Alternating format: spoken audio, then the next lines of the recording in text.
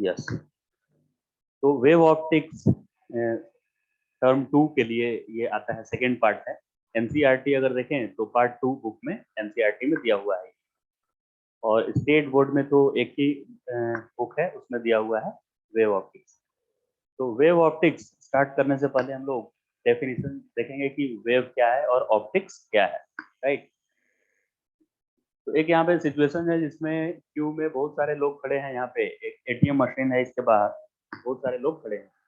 तो जो सबसे लास्ट पर्सन है वो यहाँ से कुछ अगर डिस्टरबेंस क्रिएट करता है, सबसे एंड में जो पर्सन है ये, तो इनका नेमिंग कुछ कर लेते हैं हम लोग, A B C D E F G, ये सब हैं खड़े लाइन में। तो एक डिस्टरबेंस अगर ए क्रिएट करेगा डिस्टरबेंस, तो या एनर्जी अगर देगा बी को, तो बी डिस्टर्ब होगा, फिर अगली बार सी डिस्टर्ब होगा, लेकिन कोई भी पर्सन अपने पोजीशन को छोड़कर यहाँ से और यहाँ तक मूव नहीं करेगा, वो अपने ही लोकेशन पे रहेगा। तो ये जो लास्ट पर्सन है, इसके पास यहाँ से चलकर कुछ तो आया है, लेकिन ये क्या चलकर आया है, वो एक पार्टिकल नहीं है, कुछ मैटर नहीं आया। ये जितने भी पर्सन है बीच में खड़े, ये अपने ही पोजीशन पे जस्ट ओसिलेट किए हैं, मतलब थोड़ा सा ऐसे आगे बढ़े हैं और फिर यहाँ पे रेस्ट पे आ गया है। तो जो भी पर्सन है वो अपने ही पोजीशन पे ओसिलेट किया है, कोई भी पर्सन अपने लोकेशन से दूसरे लोकेशन तक नहीं गया है। ये तो यहाँ ए से लेकर जी तक क्या मूव किया है यहाँ पे, तो इसने जो एनर्जी दिया इसको, इसने इसको एनर्जी दे दिया, तो एनर्जी मूव किया ये। या हम बोल सकते हैं कि डिस्टरबेंस मूव किया, अभी डिस्टरबेंस यहाँ पे था, थोड़ी देर के बाद इधर आया डिस्टरबेंस, इधर आते आते यहाँ तक मूव करके आ गया डिस्टरबेंस। तो जब भी हमारे लाइफ में ऐसा सिचुएशन देखेंगे हम कि एनर्जी तो ट्रांसमिट हो जाए आगे, लेकिन मीडियम के पार्टिकल अपने ही पोजीशन पे बस ओसिलेट करें, बहुत ज्यादा दूर तक नहीं जाए, तो हम बोलते हैं कि वेव ट्रेवल किया, इसको बोलते हैं कि वेव इज ट्रेवलिंग। तो we define wave is a kind of disturbance, wave as a kind of disturbance. What is wave? Wave is a kind of disturbance which propagate from one location to another location without actual propagation of particles of the medium. तो wave में particles of the medium जितने भी हैं वो तो propagate नहीं कर रहे हैं एक पोजीशन से दूसरे पोजीशन तक, सिर्फ क्या प्रोपागेट कर रहा है, एनर्जी प्रोपागेट कर रहा है, और उस एनर्जी की या उस डिस्टर्बेंस का कुछ मास नहीं है, वो कोई स्पेस ऑक्यूपाई नहीं किए हुए है, उसको आप ऐसे छू नहीं सकते हैं। तो जब एनर्जी ट्रांसमिट हो जाता है कहीं और पार्टिकल्स नहीं मूव करते हैं, बस थोड़ा सा मूव करते हैं पार्टिकल्स, तो हम बोलते हैं कि वेव आगे बढ़ गया है, यानी एनर्जी बढ़ गया है। तो वेव क्या है? Wave is a kind of disturbance which propagate from one location to another location. इसका और रियल लाइफ में कुछ सिचुएशन आप सोचिए, जब एनर्जी तो ट्रांसमिट या डिस्टर्बेंस तो आगे बढ़ जाता है, लेकिन मीडियम पार्टिकल वही रहते हैं। तो साइकिल स्टैंड इसका एक एग्जांपल है। तो साइकिल स्टैंड में बहुत सारा साइकिल एक लाइन से रखा हुआ है, एक साइकिल को आप गिराएंगे तो सारा गिर जाता है। तो उसमें आपने डिस्टर्बेंस फर्स्ट साइकिल को दिया, और वो डिस्टर्बेंस वो साइकिल से सेकंड से थर्ड करते आखिरी साइकिल तक वो चला गया डिस्टर्बेंस। तो वहां भी क्या है, वेव ट्रेवल किया है। एनर्जी जहां भी आगे मूव करता है हम लोग क्या बोलते हैं, वेव मूव कर रहा है। और पॉन्ड में भी अगर वाटर का, स्टिल वाटर है कहीं पे और वहां एक लिफ्ट आप ड्रॉप करें, तो वहां भी जहाँ पे आप लिफ्ट ड्रॉप किए वहां का वाटर अपने नेबरिंग वाटर मॉलिक्यूल को डिस्टर्ब करता है, वो अपने आगे वाले को डिस्टर्ब करता है, और वहां भी मुझे एनर्जी का प्रोपागेशन दिखता है। लेकिन जहाँ पे लिफ्ट आप ड्रॉप किए थे वो वहीं पे ओसिलेट करता है ऊपर नीचे, वो किनारे तक नहीं जाता है। तो वेव में सिर्फ एनर्जी प्रोपागेट करता है from one location to another location. तो वेव हम लोग समझ गए क्या है, डिस्टर्बेंस जो आगे बढ़ रहा है, और मीडियम पार्टिकल वही है। Optics is study of light and various phenomena associated with it. तो ऑप्टिक्स में हम लोग लाइट के बारे में पढ़ेंगे, और लाइट से एसोसिएटेड जो भी फेनोमेना है, जैसे रेनबो फॉर्मेशन, स्काई ब्लू क्यों दिखाई देता है, सनराइज सनसेट के टाइम पे रेडिश कलर क्यों होता है, ये सारा चीज एक्सप्लेन करेंगे हम लोग, लाइट से रिलेटेड जो भी फेनोमेना है। फिर वेव ऑप्टिक्स, इसके बाद एक साथ, मतलब हमने पहले वेव का डेफिनेशन देखा, फिर ऑप्टिक्स का, और अब क्या देखते हैं, वेव ऑप्टिक्स का डेफिनेशन। वेव ऑप्टिक्स यहाँ लिखे हुए हैं हम, the branch of optics. Optics मतलब रिलेटेड टू लाइट, लाइट का स्टडी इसमें करेंगे हम लोग। तो वेव ऑप्टिक्स क्या है? Branch of optics which uses wave nature of light to explain optical phenomena. Optical phenomena अभी जो भी मैंने बताया, जैसे reflection of light optical phenomena है, लाइट रिफ्रैक्ट करता है, डिस्पर्जन ऑफ लाइट, प्रिज्म से पास होने पे वो 7 कलर में स्प्लिट हो जाता है। इन सारे फेनोमेना को हम लोग लाइट को वेव कंसीडर करते हुए एक्सप्लेन करेंगे। लाइट को क्या कंसीडर किया जाएगा? वेव। तो इस चैप्टर में हम लोग लाइट को वेव कंसीडर करके पढ़ेंगे, इसलिए इसका नाम है वेव ऑप्टिक्स। ऑप्टिक्स मतलब लाइट का स्टडी, और कौन से नेचर से एक्सप्लेन करेंगे? हम लोग वेव नेचर से एक्सप्लेन करेंगे लाइट से रिलेटेड फेनोमेना को। तो सबसे फर्स्ट थ्योरी इस चैप्टर में दिया हुआ है न्यूटन कॉर्पस्कुलर थ्योरी। न्यूटन ने लाइट को बताया कि लाइट पार्टिकल है, लेकिन बाद में हाइगेंस आए और वो बताया कि लाइट पार्टिकल नहीं है, क्योंकि न्यूटन कुछ फेनोमेना को एक्सप्लेन नहीं कर पाए। लाइट को पार्टिकल कंसीडर करके वो कुछ फेनोमेना को नहीं एक्सप्लेन कर पाए, इसलिए बाद में हाइगन ने मान लिया कि वो वेव है, और उन्होंने बहुत बहुत मतलब मैक्सिमम फेनोमेना को एक्सप्लेन कर दिया वेव से। लेकिन उसके बाद और भी कुछ फेनोमेना मिला जो वेव थ्योरी नहीं एक्सप्लेन कर पाया, तो फिर से मानना पड़ा कि लाइट क्या है? पार्टिकल है। तो वो फोटो इलेक्ट्रिक इफेक्ट उस फेनोमेना को बोलते हैं, जो बाद में पता चला कि लाइट पार्टिकल मानेंगे तभी एक्सप्लेन होगा।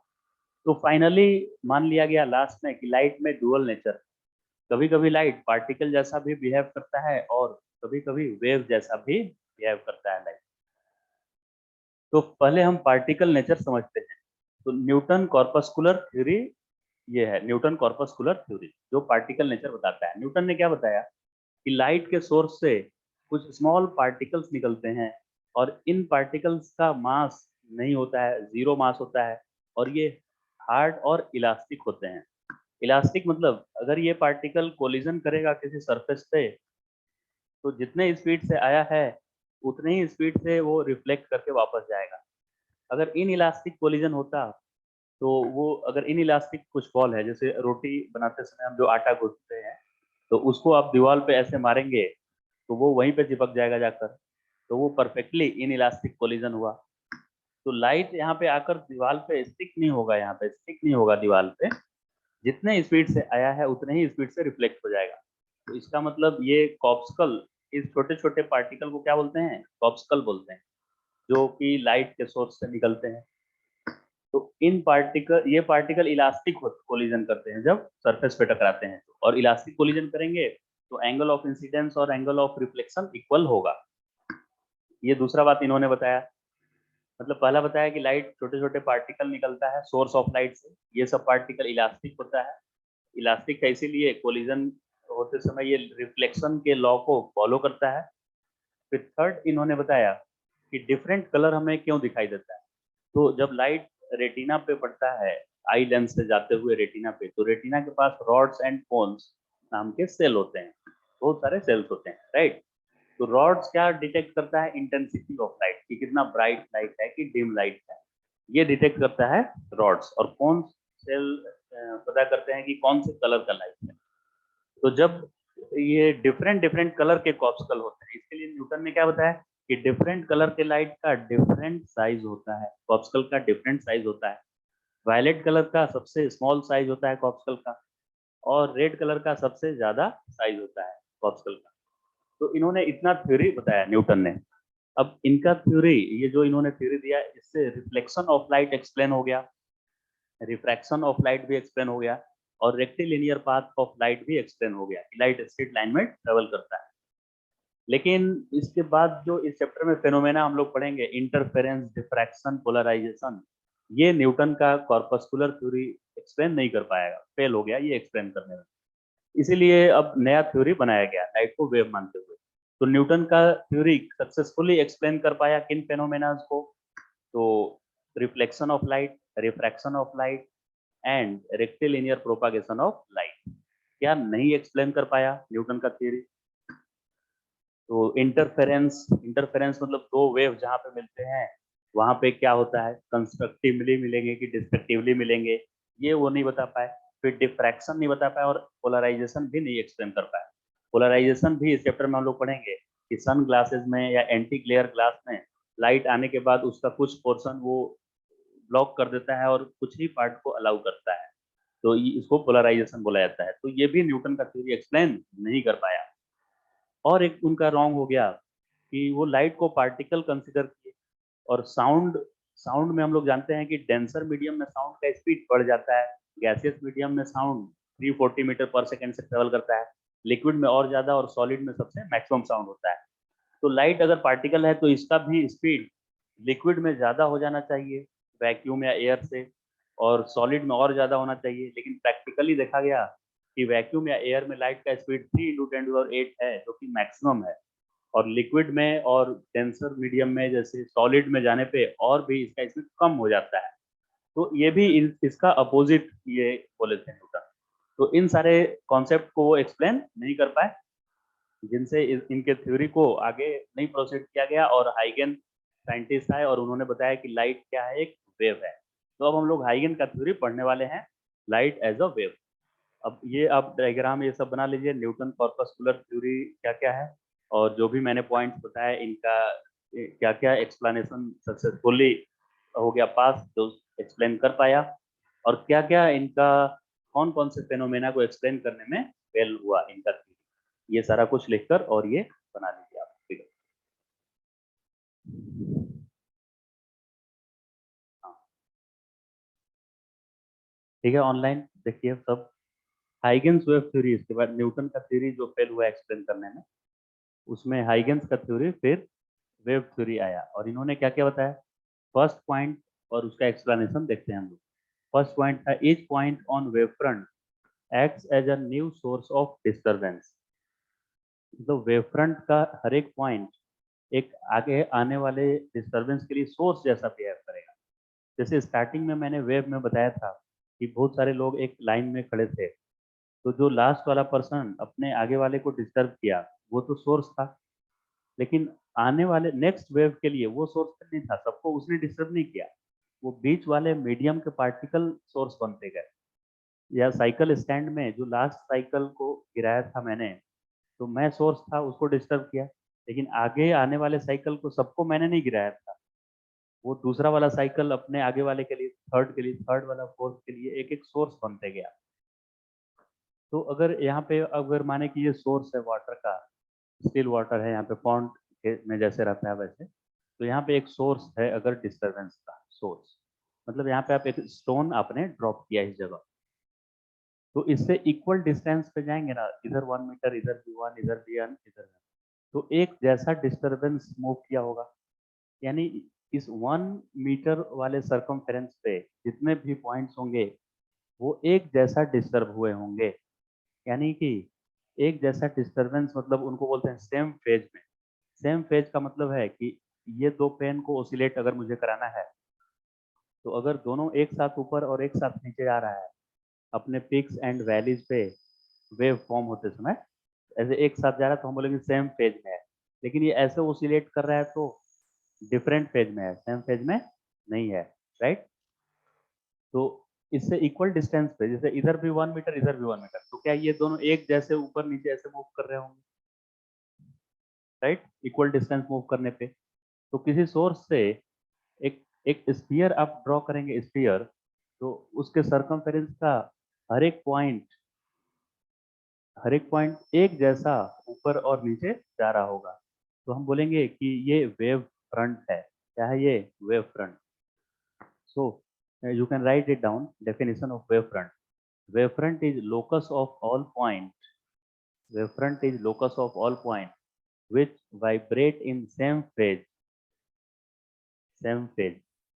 So wave front phase, PHASE, phase. Locus of all point which vibrate in same, PHASE, phase.